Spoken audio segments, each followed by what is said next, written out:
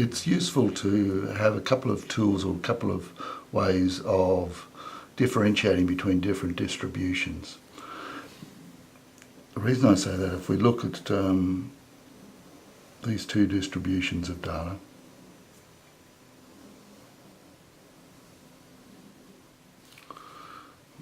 both of them would have the same mean. So here's our mean. Mean's like a middle score.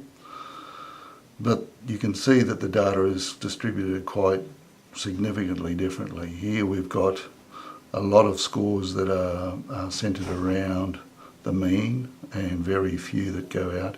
Here we've got still got a lot of scores around the mean, but we've got a lot of scores also that are a long way away from the mean. And it would be useful to have some tools or some ways of differentiating between the two. So the mean is just not enough because it just tells us where the centre is. It's sometimes interesting to know how far away some scores are from the mean. So come up with two. One, as we've already mentioned, is the mean. So the mean, if we're looking at a probability distribution, which we covered in the last little lecture, we can work out the mean using this formula. It's the sum of all xi times the probability x equals xi, and the shorthand we use for the mean is x bar. So it's a measure of, if you like, don't even know whether this is a word, but it actually describes it very well, the centralness, where the middle of the data is, of the data. So that's the mean. That is a way of measuring where the middle is. So it's xi, so all the different values for the variable that you're looking at, for example, the number of heads. And in the last example, 0, 1, 2, 3, if you toss the coin 3 times.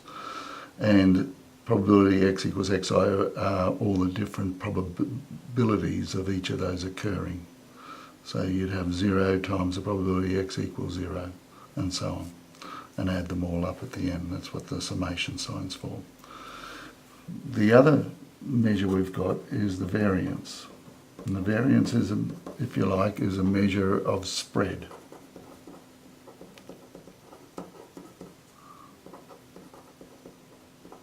Now I know spread's a word, of data. How much the data is spread out.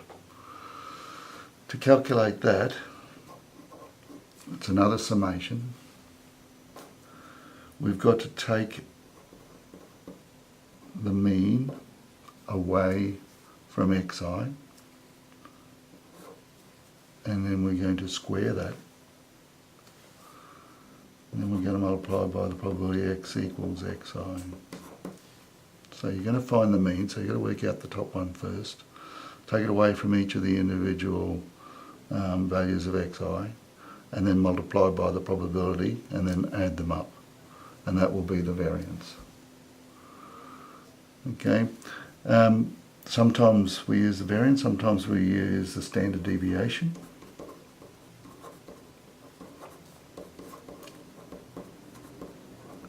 The standard deviation is simply the square root of the variance.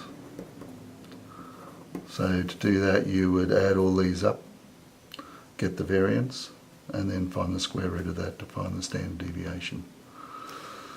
So in the next little lecture I'll go through an example and I'll work through all those, and it may become clearer how to use these formulas after we've done the example in the next one.